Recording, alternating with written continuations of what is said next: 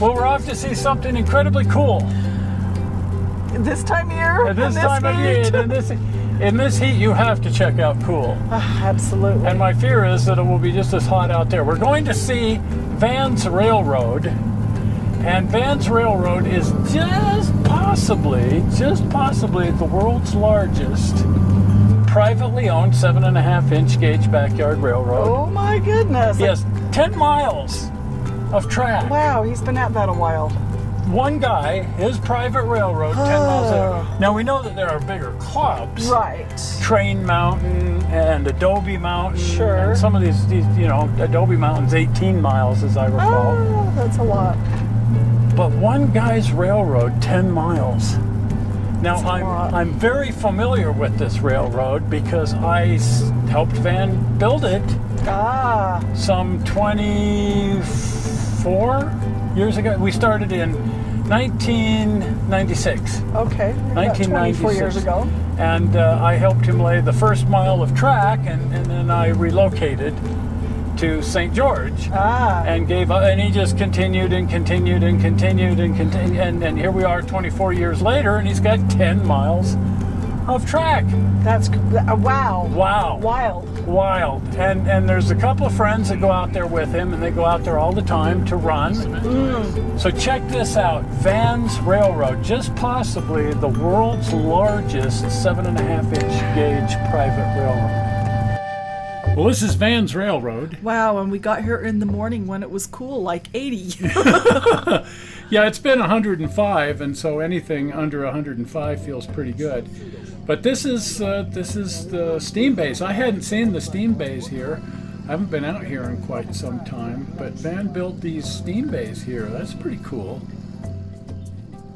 Well, it's the pretty classic look of the Great Basin out here. Sure is. Actually, it makes me homesick for my area. Yeah, no kidding. All this area kind of looks the same and kind of not, but just 1,000 square miles that look just like this. The railroad is, of course, a 7.5-inch gauge railroad, which is the most common size for a personal railroad, a backyard railroad, if you will. The fun size to ride. The fun size to ride, just big enough that you can really comfortably ride it without being so big that it becomes really difficult to build. So this little train here, they call the work train. Obviously, it's not too pretty to look at, but it gets the job done. Gets the job done. They used it for building the railroad and now using it to maintain the trackage. And to go to lunch on and that sort of thing. But they've got a lot of really nice models out here. This just happens to be the work train.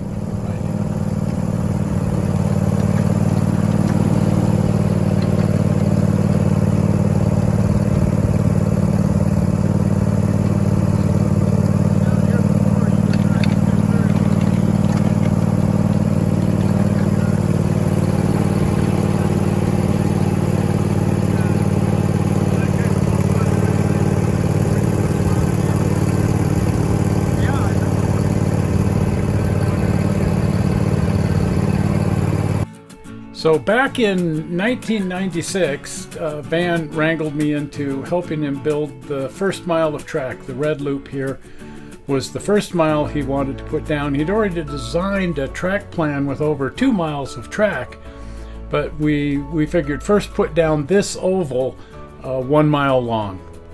You'll notice that there's a cut through the hill right here. The track plan actually called for an over and under figure 8.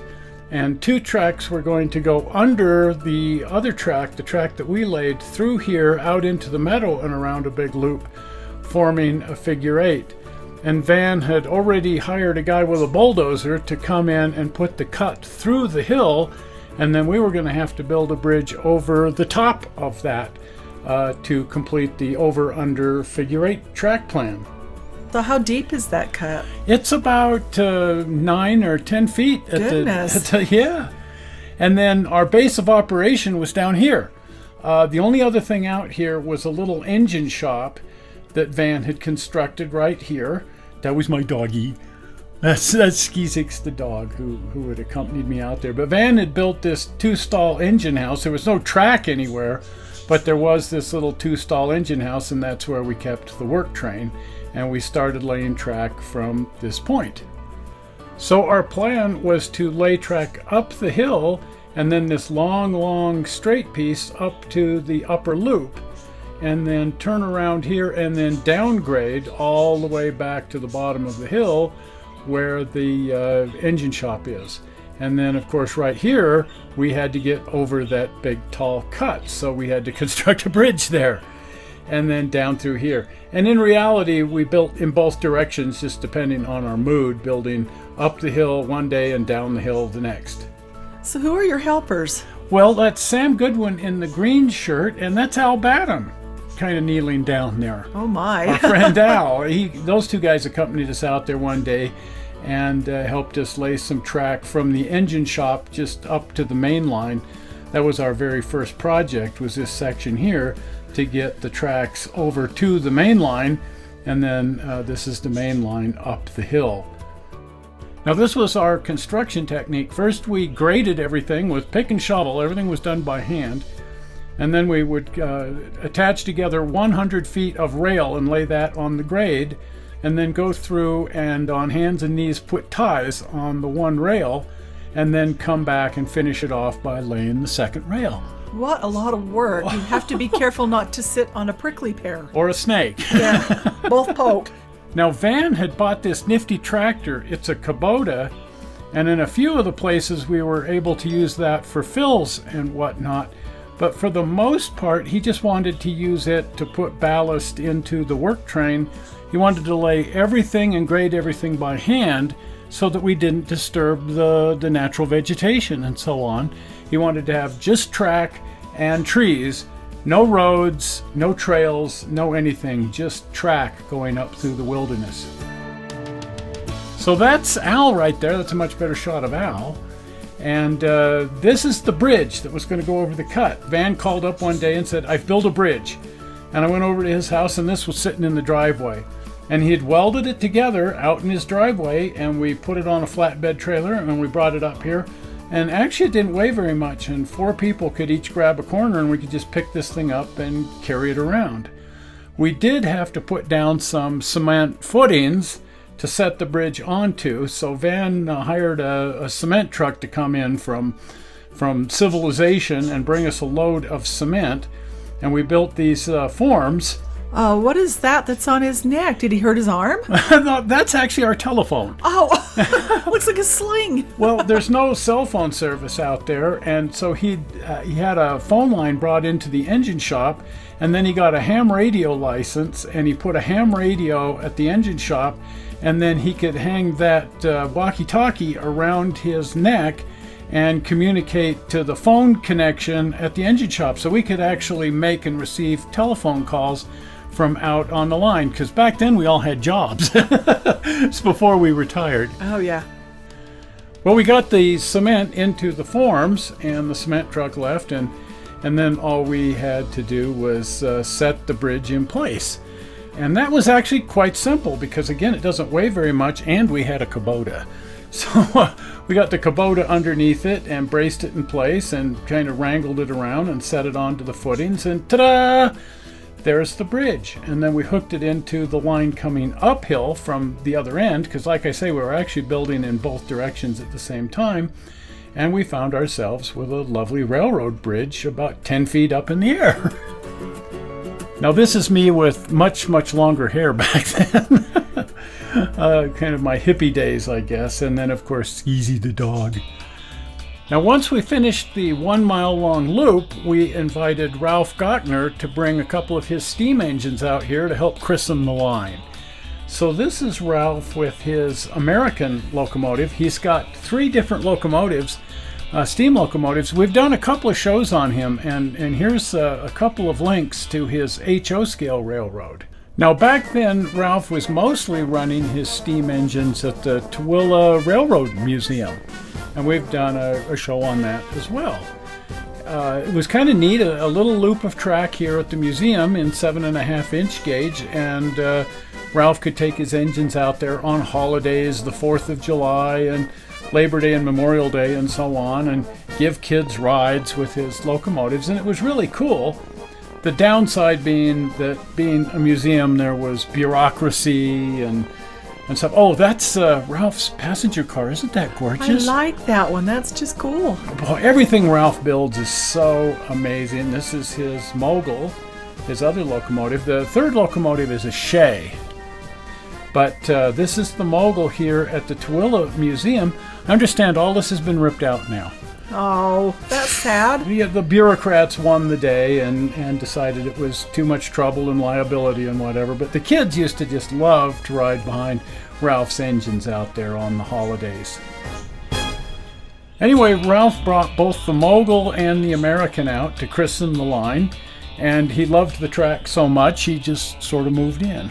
Well, I would if I had a couple of locomotives like that, sure. Well, and Tooele was kind of a pain, and it's like, well, you guys have a really great railroad here, and by you guys, I really mean Van. It's his railroad. So Ralph's been going out there like at least once a week ever since, helping build the railroad and running his trains out there.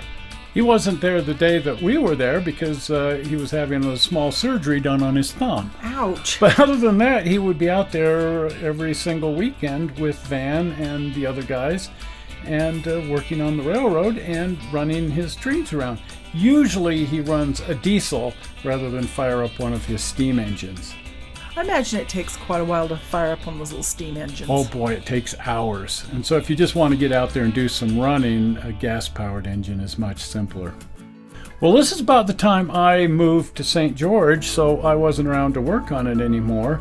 But Van and Ralph and Kevin went to work on finishing out the figure eight part of the thing. So you can see here, if you go all the way around the outside part of the loop and over and under the bridge, you actually travel about a 2-mile figure eight around the whole property. And then Van added the High Line on top of the mountain over here, and then a whole bunch of new track over in this section. He also built a proper steam bay up here in engine shop. The little 2-stall engine shop just wasn't cutting it with so many people involved in so many engines. Well, at that point, he had about 4 miles of track out there.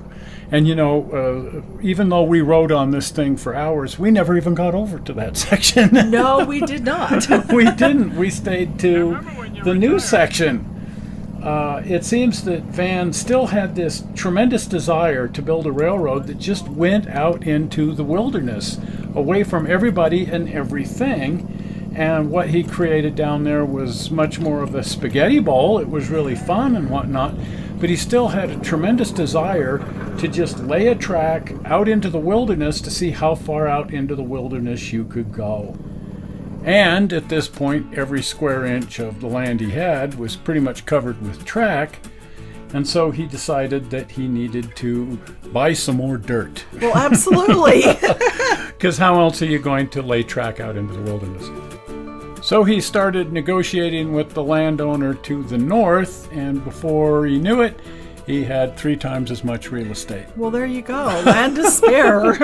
Well, land is cheap out there, so that's nice. But now he had a great, big, huge new section of land to fulfill his dream of just putting a line out there, and he built this loop. It's 4 miles long. Goodness. So 2 miles out and 2 miles back, just out into the middle of nowhere. Yes.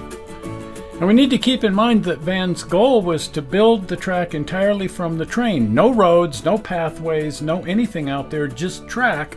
And that meant hauling all of the rail, all of the ties, all of the ballast, everything out there just entirely by the train. And then once he fulfilled that, he added a bunch of other routes out there as well. So at this point, he has somewhere around 10 miles of track on that property. And I don't think there's another single person privately owned railroad anywhere that has 10 miles of track. So while there's always been a few other people, Ralph and myself and Kevin, who come out there to just sort of help, this is Van's private railroad, his personal toy. Well, I think he's accomplished his goal of just creating a railroad that goes out into the middle of the wilderness. Yeah, you can look off in any direction and you don't see civilization. You don't see anything. No. You don't even see other track. You're just going further and further north into the wilderness. One thing about being out in the middle of nowhere like this, the quiet almost hurts your ears. Yeah, the only thing you hear out here is the little work train. That's it. And when he shuts that off, It's just quiet. You're just out here in the sticks, miles and miles from anything.